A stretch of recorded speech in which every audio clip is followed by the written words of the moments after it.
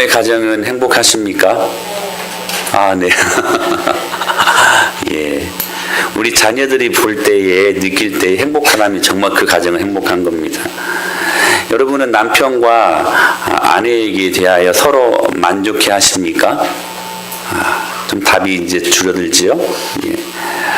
비록 우리가 너무 서로가 다르고 기질과 성격이 안 맞아도 우리는 얼마든지 행복한 가정을 만들 수가 있습니다.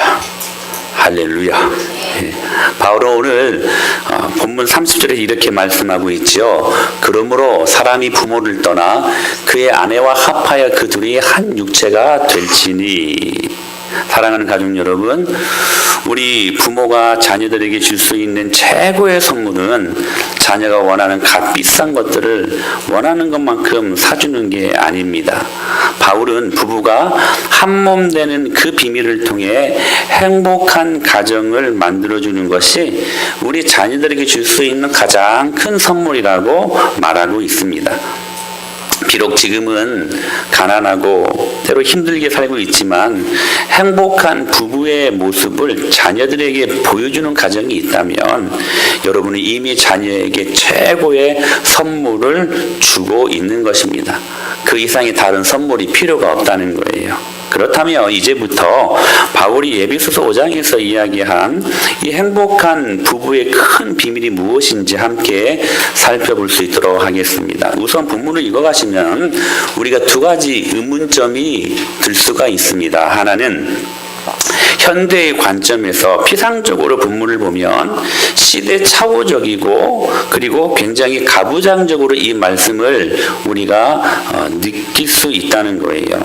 남편이 아내의 머리라고 아내에게 순종을 지금 복종이라고 말씀은 지금 기록되어 있죠. 요구하고 6장 1절을 보게 되면 자녀들도 이 부모들의 말은 특히 남편의 말에 복종할 것을 요구하고 있기 때문에 이 말씀은 굉장히 시대착오적 가부장적인 그러한 말씀이 아닌가 그렇게 생각할 때가 있다는 것입니다. 또 하나 그리스도와 교회라고 하는 단어가 무려 오늘 본문에만 6번이 나옵니다.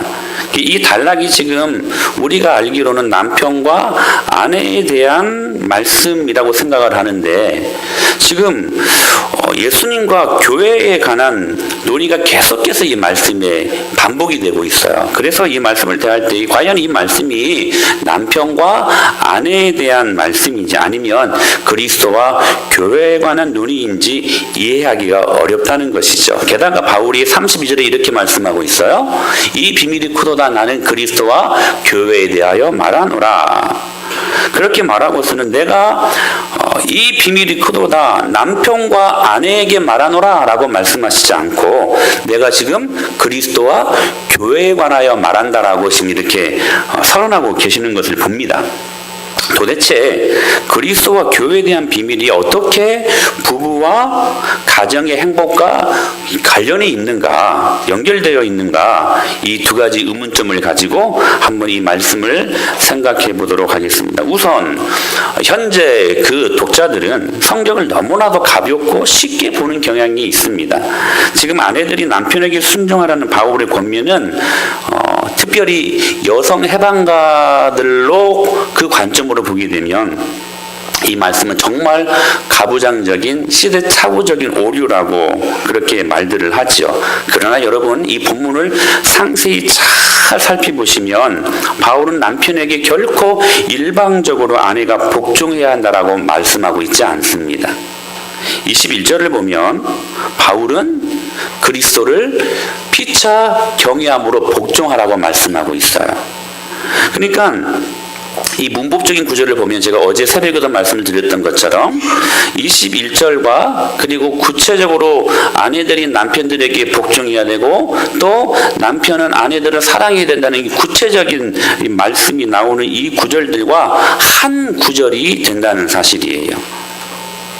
그러니까 아내의 남편에 대한 복종은 일방적인 복종이 아니라 그리스도인은 모든 사람들이 특별히 부부 관계에 있어서 피차 복종하라는 명령에 순종할 때에 그 다음 아내들이 남편들의 말에 복종, 남편들은 아내들을 사랑, 이게 가능하다는 것입니다.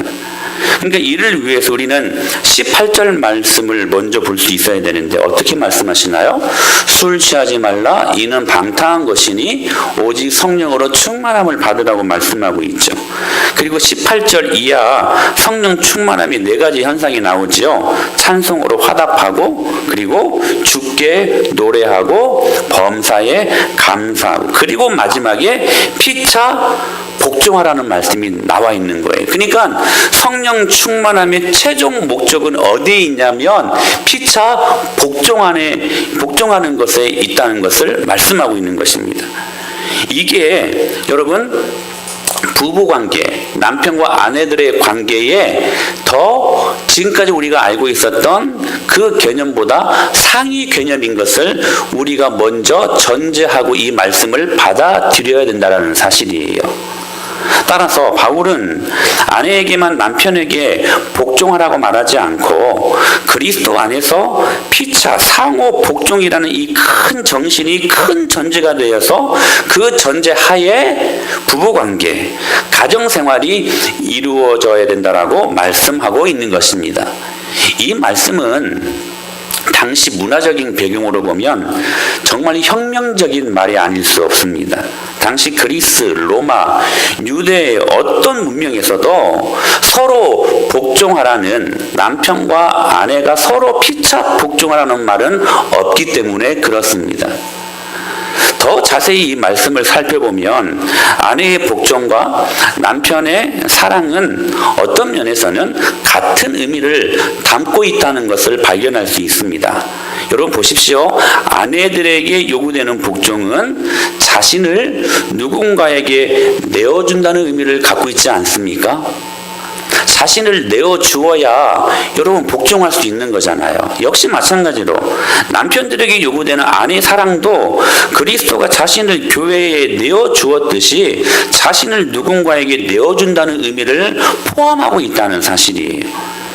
그러니까 오히려 이 말씀을 보면 아내를 위해 자신을 내어주라고 하는 남편에 대한 요구가 아내가 남편에게 복종하라는 요구보다 훨씬 더 극단적인 헌신의 요청이라는 것을 우리는 발견할 수 있게 된다는 거예요. 그러므로 23절에서 남편이 아내의 머리가 된다는 것은 결코 가부장적인 가르침이 아니라 그리스도께서 교회의 머리됨과 같이 그 단서를 지금 갖고 있잖아요. 아내들아, 남편들의 말에 무조건 복종하라 이렇게 말씀하지 않고 예수님께서 교회의 머리가 되심같이 그 머리를 이야기하고 있잖아요. 그 머리가 되심같이 그 머리 되심에 대한 복종이 있어야 된다라고 말씀을 하시는데, 여러분 예수님께서 그 머리 되신 다음에 주님께서 무엇을 하셨습니까? 여러분 생명을 주시는 헌신이 예수님에게는 있지 않았습니까? 그러니까 내가 머리니까 너희들 무조건 복종해라, 내가 한마디 하면 무조건 금방 들어라 하시지 않고 남편이 아내의 머리라는 건 역시 그리스도와 마찬가지로 자신의 생명을 아내를 위해 바쳐 사랑해야 됨을 의미하는 말씀이라는 사실이 있죠. 이렇게 남편이 아내를 위해 자신의 생명을 바치는 희생의 모습을 보일 때 아내는 복종을 하면서 오히려 그 안에서 자유와 진정한 행복을 누린다는 것이 바울의 논리였습니다. 바울의 그 고백을 들어보십시오. 고린도전서 9장 19절 말씀 시작. 내가 모든 사람에게서 자유로우나 스스로 모든 사람에게 더 많은 사람을 얻고자 함이라. 여러분 바울은 예수 그리스도 안에서 참된 자유함을 누리는 사람이었습니다. 그런데 바울에게 있어서의 참된 자유를 누리는 것은 어디에 있었냐면 모든 사람들에게 종이 되어 섬기는 것에 있었다고 그는 고백하고 있어요. 그러니까 바울에게 있어서의 진정한 자유는 어떤 자유입니까? 섬기는 자유였다라는 사실이에요. 여러분, 우리가 순종, 복종하면 참 힘들게 어렵게 하는 거라고, 너 순종해야 돼? 복종해야 돼? 억지로 하는 거라는 인식이 있지 않습니까? 그런데 성경 말씀에서 말씀하는 순종과 복종의 의미는 억지로 강압적으로 하는 그런 의미를 담고 있지 않습니다. 하나님의 은혜 앞에 감사할 수 있다면 그 순종은 우리에게 참된 자유가 된다는 사실입니다. 그래서 순종은 우리를 오히려 하나님의 나라를 누리게 할 수 있는 위대한 축복의 도구가 된다는 사실들을 우리가 경험할 수 있다는 것입니다. 그런데 왜 우리는 복종의 자유를 깨닫지 못할까? 이것이 마냥 힘들기만 하고 이거 안 하면 찝찝하고 꼭 하긴 해야 되는데 힘들고, 왜 이것이 우리에게 자유로 기쁨으로 이 복종이 느껴지지 못하는 것일까? 왜 그럴까? 이유는 단순합니다. 신앙생활하면서 예수님께 복종하는 것이 아름다운 자유보다 더 달콤하다는 사실을 경험하지 못했기 때문에 그렇습니다. 따라서 이런 아내들은 부부 생활에서 남편에게 죽게 하듯 결코 복종할 수가 없다는 사실이에요. 그러나 이것으로 끝나면 복음에는 능력이 없는 것이지요. 한 가지 소망이 있습니다. 그러나 아내들이 성령 충만을 통해, 할렐루야, 성령 충만을 통해 그리스도께 복종할 때에 비로소 죽게 하듯 남편에게 복종할 수 있게 된다는 사실입니다. 이때 중요한 게 성령 충만이라는 사실이에요. 제가 말씀드렸었죠. 둘 중에 한 명이라도 성령 충만하면 그 가정은 소망이 있음을 믿으시길 바랍니다. 둘 중에 한 명이라도. 그래서 에베소서 5장에서 이렇게 말씀을 하고 있어요. 시작. 그러므로 사람이 부모를 떠나 이 비밀이 크도다 라고 말씀하시면서 나는 남편과 아내에 대하여 말하노라 라고 말씀하시지 않고 뭐라고 말씀하셨어요? 나는 그리스도와 교회에 대하여 말한다고 선포하고 있었던 것입니다. 다시 말하면 좀 이 말씀을 잘 들으십시오. 그리스도와 교회의 관계가 부부 행복의 열쇠라는 것입니다. 즉 교회됨이 부부 행복의 열쇠라는 거예요. 역으로 말하면 여러분, 교회를 떠나서는 결코 우리는 행복할 수 없다는 사실이에요. 아무리 경제적인 여건이 좋고 아무리 여러분 살만한 그러한 환경이 되고 상황이 될지라도, 그래서 여행도 실컷 다니고 재미있게 여러 가지 많은 것들을 누리는 것처럼 보이는 것이 행복한 것처럼 보일지라도 여러분, 그 안에는 진정한 행복을 말할 수 없다는 것입니다. 왜요? 교회를 떠나는 부부관계는 결코 여러분 행복할 수 없기 때문에 그렇습니다. 그래서 지금 바울이 이 부분을 지금 말씀하고 있는 거예요. 부부가 행복하고 부부가 하나님이 허락하신 아름다운 거룩의 귀한 정체성을 갖고 믿음으로 존재하려면 아까도 찬양했던 것처럼 성령 충만함으로 그리스도와 교회를 통한 이 귀한 행복의 열쇠를 붙들고 있어야 된다는 것입니다. 그렇다면 이제부터 바울이 말하는 그리스도와 교회에 대한 비밀이 어떻게 행복의 비밀이 되는가 한번 상세하게 살펴볼 수 있도록 하겠습니다. 우선 우리는 우리의 신랑 되시는 예수님이 교회의 머리 되시고 주인 되어 주셨다는 사실이 우리에게 축복이라는 사실들을 늘 상기할 수 있어야만 합니다. 할렐루야. 여러분, 예수님이 우리의 머리 되십니다. 아멘. 예수님이 우리 주인 되어 주심을 여러분 감사하시길 축복합니다. 이것을 감사하고 인정한다면 마찬가지로 가정 역시 남자와 여자로 창조하신 하나님이 우리에게 부부를 주신 것이, 즉 남편과 아내를 주신 것이 얼마나 큰 축복이라는 점을 결코 잊어서는 안 된다는 것입니다. 여러분 가정에게 주신 축복이 흔히들 생각할 때에 자녀라고 많이 말들 하죠. 저도 그렇게 생각을 했습니다. 하나님이 우리 가정에게 준 축복이 신혼인 줄 알았어요. 물론 축복이지요. 그러나 여러분, 원초적인 근본적인 축복은 아닙니다.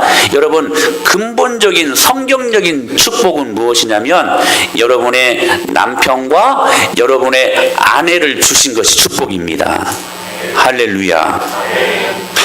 그것을 분명하게 우리가 생각하고 우리의 지금까지의 모든 잘못된 개념들을 우리가 성경적인 바른 진리에 맞추어서 재수정할 수 있어야 된다는 사실이에요.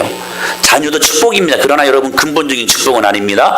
여러분들에게 남편과 아내를 주신 것이 1차적인 근본적인 축복이라는 사실이에요. 이것이 바울이 말한 비밀입니다. 그러나 현대인들은 이것이 축복인 줄 몰라요. 제가 일부 예배 때 이 말씀 끝나고 유모를 하나 했는데 유모인 줄 모르고 안 웃더라고요. 그래서 제가 안 웃을까 싶어서 이 말씀 안 하려고 했는데 저는 이제 여러분들을 믿습니다. 예. 어느 주일학교에서 한 전도사님이 아이들에게 이제 아담과 하와가 지었던 죄악을 이야기하면서 하나님이 따먹지 말라고 했던 선악과를 따먹었던 아담이 결국 어떤 징벌을 받았나요? 이렇게 물어보니까 주일학교 친구들이 대답을 여러 가지로 하는데 정답을 말을 못하더래요. 그러면 저기 뒤에서 어느 한 친구가 쭈뼛쭈뼛 손을 들더니 저 아담이 받은 벌은요 하와랑 결혼하는 거였어요. 인간성이 좋은 사람들은 이런 유머에 밝게 박장대소하는 것입니다. 여러분, 그 아이의 눈에 보기에는 그 엄마 아빠가 행복하지 않았던 것 같아요. 그게 벌처럼 보여줬던 것 같아요. 그러나 여러분, 하나님께서 남편과 아내를 주신 것이 얼마나 큰 축복이라는 것을 죄짓기 전 아담이 하와를 보는 순간 노래한 시를 보면 알 수 있습니다. 이 기가 막힌 시를 한번 들어보십시오. 시작. 아담이 이르되 이는 내 뼈 중에 뼈요 내 살 중에 살이라 이것을 남자에게서 취하였은즉 여자라 부르리라 하니라. 여러분, 이 말씀을 원문 순서에 따라서 지극한 바로 이 말씀입니다.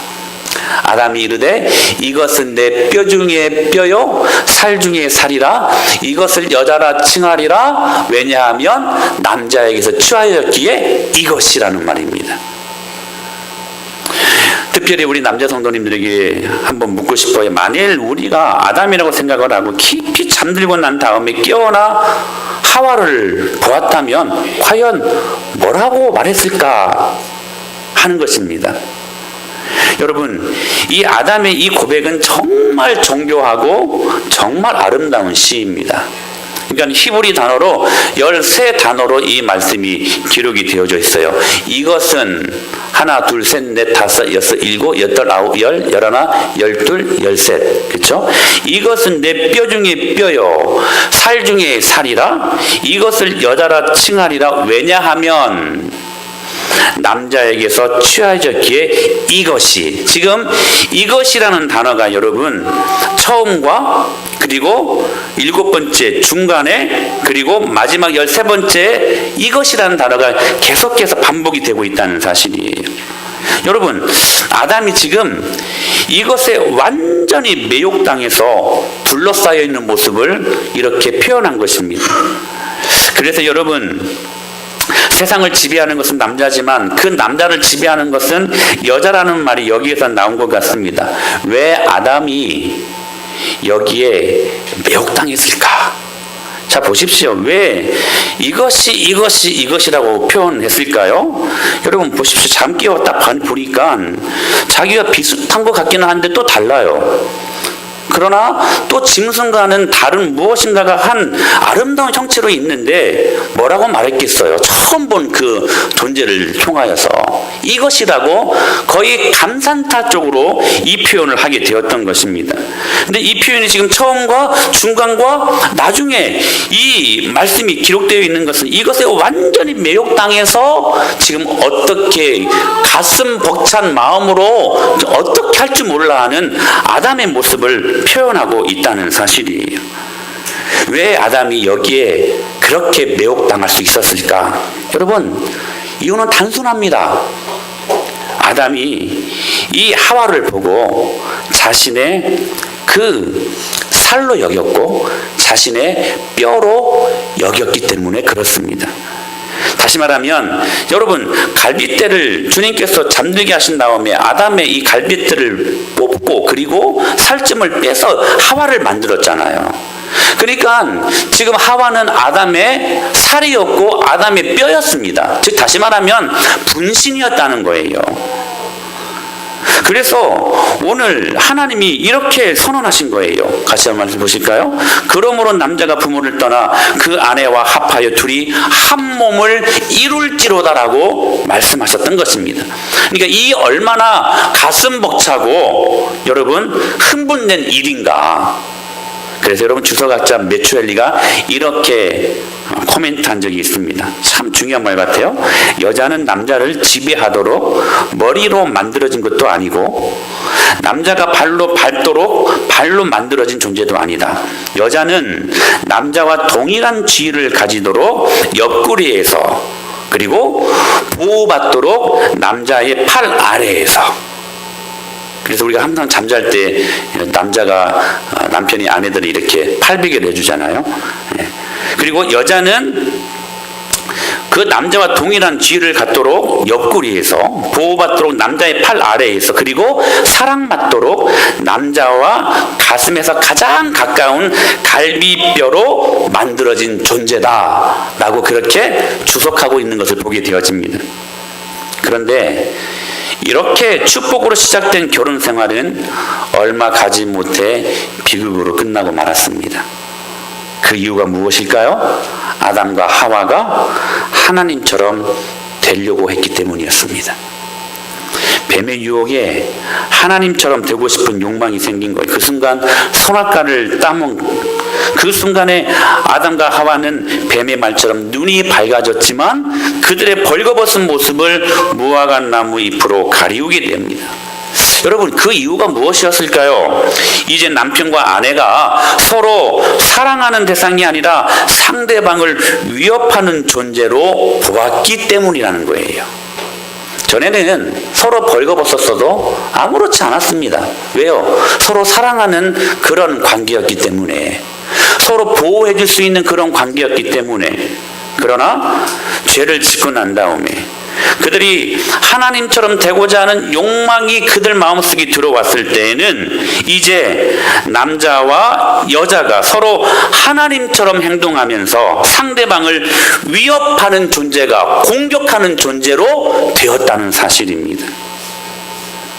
그러므로 남자와 아내가 서로 하나님처럼 행동하면서 상대방의 모습 속에서 나와 경쟁하는 또 다른 신을 보게 되었다는 사실이에요. 사랑하는 여러분, 여러분의 가정의 가장은 하나님이십니다. 할렐루야. 할렐루야. 여러분 이거 믿습니까? 여러분 이거 믿으셔야만 합니다. 할렐루야. 여러분의 가정의 가장은 하나님이십니다. 그런데 계속해서 여러분의 가정의 가장이 내가 되려고 하기 때문에, 즉 하나님 자리에 내가 올라서려고 하기 때문에 그 가정에 문제가 생긴다는 사실이에요. 여러분, 주님이 말씀하시는 대로 순종하는 가정들 될 수 있게 되기를 축복합니다. 아빠 말이 아니에요. 남편 말이 아니에요. 엄마 말이 아닙니다. 아내 말이 아닙니다. 여러분, 하나님 말씀 앞에 순종할 수 있는 여러분의 가정이 될 수 있게 되기를 축원합니다. 그 자리에 우리가 올라서려고 하니까 가정이 여러분 하나 될 수 없고 가정이 축복을 누릴 수가 없게 된다는 사실이에요. 그래서 벌거벗은 남자의 모습 속에서는 여자를 장악하려는 공격적인 모습을, 그래서 여러분의 아내를 보호하고 사랑하는 그 대상으로 보지 않고 우리는 끊임없이 내가 길 들여야 될 사람, 내가 끊임없이 가르쳐야 될 존재로만 아내를 보니까 여러분 오늘 이 말씀이 가부장적으로 들리게 된다는 사실이에요. 성경이 말씀하지 않았냐? 순종해, 복종해, 이게 아니라는 거예요. 여러분, 성경 잘못 보고 있는 것입니다. 또한 벌거벗은 여자의 모습 속에서는 남자를 꼬드기려고 하는 유혹적인 모습이 보이자 남자와 여자는 벌거벗은 모습을 숨길 수밖에 없었다는 사실이, 결국 에덴 동산에서 실패한 부부관계는 보완하고 사랑하고 도와주는 관계가 아니라 서로를 지배하고 서로를 공격하려고 하는 적대적인 관계가 되고 말았다는 사실입니다. 그러므로 여러분 기억하십시오. 오늘 진짜 부부관계의 위기는 무엇일까 하는 것입니다. 성격이 다른 것입니까? 여러분 기질이 다른 것입니까? 여러분 돈의 문제도 아니고 성적인 문란 때문에 임하는 것도 아니고, 현재 여러분 모든 가정의 가장 큰 위기는 이거예요. 부부가 그리스도 예수 안에서 영적으로 성숙하려고 하지 않기 때문에 그렇습니다. 다른 말로 말하면 성령 충만하려고 하지 않기 때문에 이 부부관계 속에서 위기가 우리 안에 들어오게 된다는 사실입니다. 그러므로 여러분 기억하십시오. 그리스도 안에 있지 아니하면 누구도 결코 새로운 피조물이 될 수 없고 서로 지배하고 통제하려고 하는 욕망에서 벗어날 수 없는 것입니다. 그렇다면 여러분 이 깨어진 부부적인 이 적대적인 관계가, 이 적대적인 이 부부의 관계가 과연 회복이 불가능할까? 네, 그렇습니다. 여러분 인간적으로 보면 이 깨어진 부부관계는 여러분 회복이 불가능합니다. 안 돼요. 인간적으로 보면. 따라서 여러분 바울은 한 가지를 이 본문을 기록하면서 힘주어 강력하게 말하고 있는 것이, 부부관계의 윤리적인 문제를 이야기하기 전에 무엇을 말씀하신 거예요? 너희가 오직 성령으로 충만함을 받으라는 것이었습니다. 할렐루야. 여러분의 모든 부부관계의 문제는 여러분 기억하십시오. 성령 충만하면 그 문제는 해결된다는 거예요. 여러분 성령 충만하셨습니까? 성령 충만하라고 먼저 권면하고 난 다음에 성령 충만함의 한 방식으로 아내는 교회가 그리스도에게 순종하듯이 남편에게 순종하고, 남편은 그리스도가 교회를 위하여 자신을 희생하였듯이 사랑하라고 권면하는 것이지, 가부장적인 그런 말로, 시대착오적인 오류의 말로 이 말을 툭 던진 게 아니라는 사실입니다. 그렇다면 그리스도께서 어떻게 교회를 위하여 희생하셨는가, 이 질문을 하게 되지 않습니까? 계속해서 남편과 아내에 대해 이야기를 하면서 계속해서 그리스도와 교회를 이야기합니다. 그런데 그 그리스도께서 교회를 위하여 어떤 희생이 있었는가? 여러분 25절로 27절 말씀을 같이 보십시다. 시작. 남편들아 아내 사랑하기를 이는 곧 물로 씻어 말씀으로 깨끗하게 하사 거룩하게 하시고 자기 앞에 영광스러운 교회로 세우사 티나 주름 잡힌 것이나 이런 것들이 없이 거룩하고 흠이 없게 하려 하심이라. 바울은 26절에서 그리스도가 교회를 물로 씻어서 거룩하게 하셨다고 말씀하고 있어요. 무엇으로 씻었다? 물로. 여러분 교회를 거룩하게 하는 물이 무엇입니까? 그리스도께서 십자가에서 옆구리에 창으로 찔린 다음에 그리스도의 심장에서 흘러나오는 피를 성경은 물이라고 말씀하고 있습니다. 근데 이 말씀이 약간 모순인 것 같죠? 왜 옆구리를 찔렀는데 심장을 찔렀을까? 그렇잖아요? 지금 예수님은 십자가에 못 박히시면서 십자가 위에 계셨습니다. 근데 밑에서 로마 병정들이 창으로 찔렀지요. 근데 사다리를 타고 올라가서 수평으로 옆구리를 찔른 게 아니고 밑에서 위에 계시는 예수님의 옆구리를 찌른 거예요. 그러니까 이게 가로로 가지 않고 어떻게 갑니까? 대각선으로 한 것이죠. 그러니까 이 옆구리를 밑에서 찔렀으니까 어디에 터치가 돼요? 심장에 터치가 되는 것이죠. 그때 터졌던 물이 여러분 심장에서 나온 물이었습니다. 요한복음 19장 34절에 이렇게 말씀하고 있어요. 시작. 그중 한 군인이 창으로 옆구리를 찌르니 곧 피와 물이 나오더라. 그리스도께서 교회를 거룩하게 하는 물은 여러분 기억하십시오. 창에 찔린 옆구리에서 나온 물이었다는 거예요. 옆구리를 뚫고 들어간 창이 그리스도의 심장을 터뜨려 흘러나온 물, 그리스도의 심장에서 나온 물이 결국 교회를 거룩하게 하는 가장 중요한 요소라는 것을 바울은 놓치지 않고 지금 강력하게 그들을 향하여 선포하고 있었던 것입니다. 여기 옆구리라고 번역된 단어가 헬라어로 플루라라는 말입니다. 근데 이 단어가요, 창세기 2장에서 아담을 깊이 잠들게 한 다음에 갈비뼈 하나를 빼내어 하와를 만들었다고 하는데, 그 갈비뼈가 70인경 성경, 그러니까 히브리 구약 성경을 헬라어로 번역한 성경에서는 똑같이 플루라라고 기록하고 있어요. 여러분, 전율이 흐르지 않습니까? 예수님의 옆구리 플로라, 아담의 갈비뼈도 플로라. 즉, 여러분, 신부를 얻기 위해서 옛 아담의 옆구리에 큰 상처가 생긴 것처럼 교회를 얻기 위해 새 아담이신 그리스도께서는 동시에 옆구리에 상처가 나야만 했다는 사실입니다. 더 중요한 것은 옛 아담과 새 아담은 공통점보다는 차이점이 크다는 것이지요. 옛 아담은 자신의 갈비뼈로 만들었고 내 뼈 중에 뼈, 내 살 중에 살이라고 그렇게 하와를 사랑하며 섬기기는커녕 오히려 지배하고 통치하려고 하지 않았습니까? 그러나 새 아담인 그리스도는 하나님과 본질이 동등하시지만 하나님과 동등됨을 취할 것으로 여기지 아니하시고 오히려 사람의 모양으로 종의 형체를 가지고 이 땅 가운데 내려오셔서 죽기까지 복종하심으로 섬기셨던 분이십니다. 예수님에게 있어서의 그 섬김은, 죽기까지 하는 그 섬김은 자유였습니다. 할렐루야. 할렐루야. 여러분, 자유가 무엇입니까? 방종의 기회로 삼는 게 자유가 아닙니다. 그리스도 예수 안에서 내가 기쁘게 순종하고 내가 그분의 말씀을 복종할 수 있다면 그것이 우리가 누릴 수 있는, 복음 안에서 누릴 수 있는 순종의 기쁨이요 자유입니다. 심지어 신부인 교회를 위해 창의 옆구리가 찔려 물과 피를 흘리면서까지 교회를 사랑하셨던 예수 그리스도.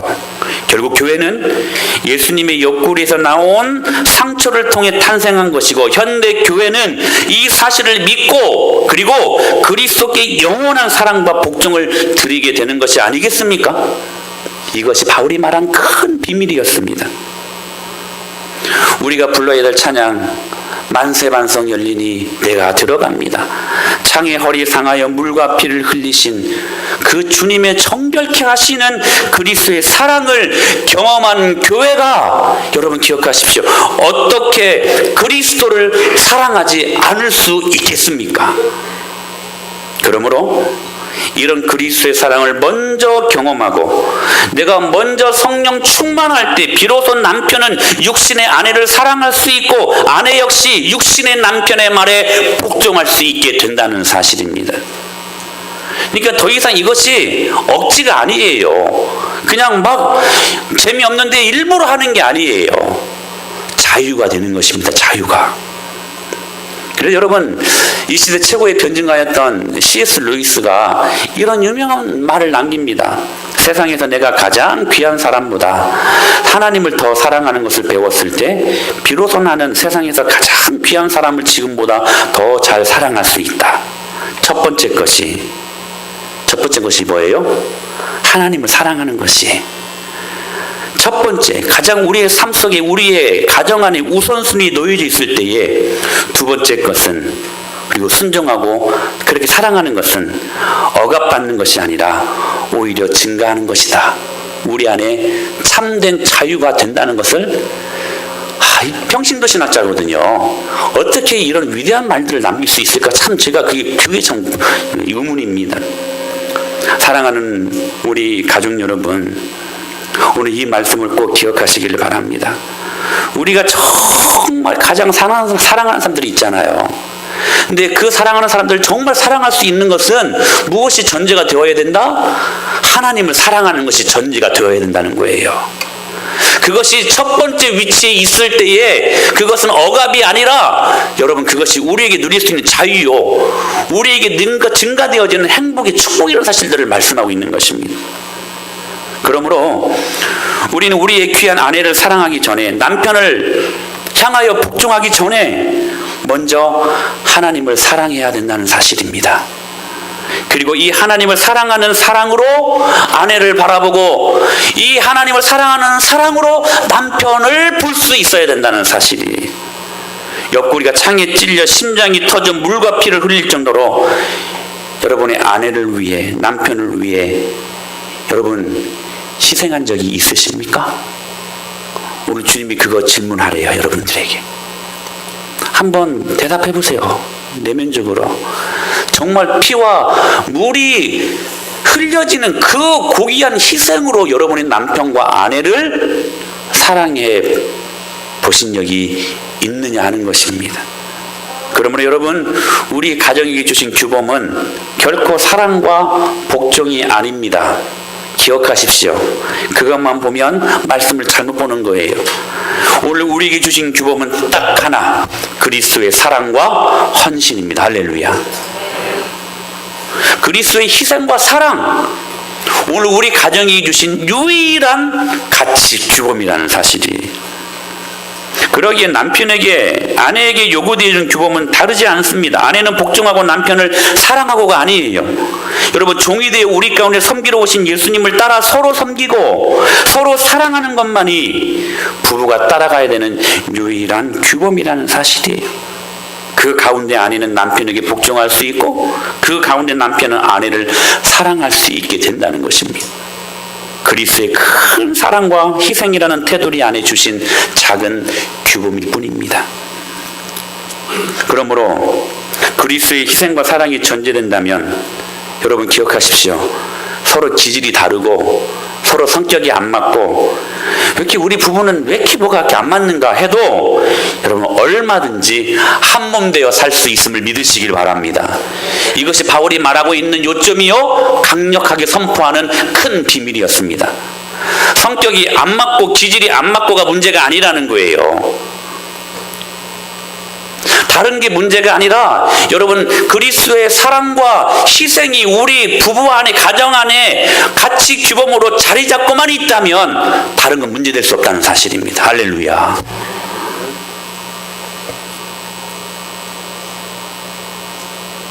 그러므로 남편의 사랑과 아내의 복종이 제대로 이루어지려면 우리는 끊임없이 하나님 절대적으로 사랑해야만 합니다. 할렐루야. 교회가 그리스도에게 받은 사랑, 즉 여러분 교회 되는 것이 얼마나 중요한지를 먼저 경험해야 된다는 사실이에요. 따라서 여러분 기억하십시오. 어떤 부부는 좀 살만하면 막 여행 다니고 그리고 막 좋은 거 호의호식하며 맛있는 거 먹고 그런 것을 삶의 행복으로 알고 있습니다. 그리고 여러분 그것을 만족하며 또 집에 들어가면 얼마나 큰 TV가 있습니까? 재미있긴 나이스하게 우리들의 노년을 즐길 수가 있는 것이지요. 여러분 그러나 기억하십시오. 예수 그리스도의 사랑과 희생이 전제되어 있지 아니하는 그 가정, 그 부부관계는 결코 행복할 수 없습니다. 여러분 기억하십시오. 내면적인 영적인 성장을 위해 애를 쓰지 아니하면 결코 이것이 우리 안에 전제되어 있지 아니한다면 아무리 경제적인 여건이 좋고 아무리 좋은 환경이 있어도 그 부분은 행복할 수 없다는 사실입니다. 그러므로 여러분 교회를 떠나서는 행복할 수 없습니다. 뉴질랜드 교회가 그랬어요. 수많은 유럽에 있는 교회들이 그렇지 않습니까? 다른 건 다 안 되는데 가정의 이름으로 하는 건 다 용납을 했어요. 교회가. 그래서 가정의 이름으로 주일날 예배 나오지 않고 가정의 이름으로 놀러 다니면서 예배하는 것은 그냥 모든 것을 용납해버렸습니다. 교회를 떠난 것이죠. 결국 모든 유럽에 있는 교회들이 다 무너지지 않았습니까? 즉 예수 그리스도와 교회의 거룩을 이루는 최종적인 장소로 우리 가정을 주님 앞에 내어 드릴 수 있어야 한다는 것입니다. 만일 여러분의 가정이 행복만을 위해 존재한다면 오늘 바울이 마지막에 이 비밀이 크도다. 내가 그리스도와 교회에 대하여 말하노라라고 말씀하시지 않고 이 비밀이 크도다. 나는 남편과 아내에게 말한다라고 말했을 것입니다. 그러나 여러분 기억하십시오. 우리 결혼 생활의, 부부 생활의 최종적인 목적은 여러분 행복에 있지 않습니다. 그럼 무엇에 있을까요? 여러분 기억하십시오. 거룩에 있음을 믿으시길 바랍니다. 여러분, 우리가 행복하려고 우리 가정을 여러분 살게 된다면 그것은 여러분 진정한 성경적인 가정관을 우리가 그 축복을 누릴 수 없는 거라고 성경은 말씀하고 있다는 거예요. 그러니까 여러분, 우리의 삶의 최종적인 목적은 어디에 있어야 되는가? 거룩에 있어야 된다는 사실입니다. 그런데 여러분, 그 거룩의 전제가 무엇입니까? 그리스도의 희생과 사랑, 이겁니다. 여러분, 행복하십시오. 왜요? 행복하는 것이 얼마나 귀한 일입니까? 그러나 여러분 이 행복이요, 예수님과 교회와 상관이 있는 행복이 되어야 한다는 사실입니다. 그 행복이 예수님과 상관이 있고 교회와 상관이 있으면 여러분 그 행복은 무엇으로 바뀌어요? 거룩으로 바뀌게 된다는 사실이, 그 거룩한 가정을 주님이 받으십니다. 할렐루야. 여러분, 결국 주님께서 이 귀한 축복으로 우리를 부르시기 위해 저와 여러분의 가정을 오늘 또 부르신다는 사실이에요. 여러분의 가정이 무엇으로 존재해야 되는 것인가? 행복이 있지 않습니다. 먹고 즐기고 재미있게 아름답게 근사하게 나이스하게 사는 것이 주된 목적이 아니라 우리의 가정을 통하여서, 특별히 내 남편과 아내의 그 관계를 통하여서 내가 어떻게 세상을 향하여 예수님을 보여줄 것인가, 교회를 보여줄 것인가, 그 거룩에 초점을 맞출 때에 하나님께서는 여러분의 가정을 멋지게 들어 사용하실 줄을 믿습니다. 사랑하는 여러분, 결국 이 큰 그리스도의 희생과 사랑 테두리 안에서 남편은 작은 규범 아내를 사랑할 수 있고, 아내는 남편의 말에 복종할 수 있게 된다는 거예요. 여러분, 이것이 우리 자녀들에게 줄 수 있는 최고의 선물임을 기억하시고, 그 아름다운 거룩의 로에 저와 여러분의 가정이 부르심을 경험하고 그 은혜를 나눠줄 수 있는 하나님의 사람들 될 수 있게 되기를, 그러한 복된 거룩한 가정들 될 수 있게 되기를 살아계신 예수님의 이름으로 간절히 축복합니다.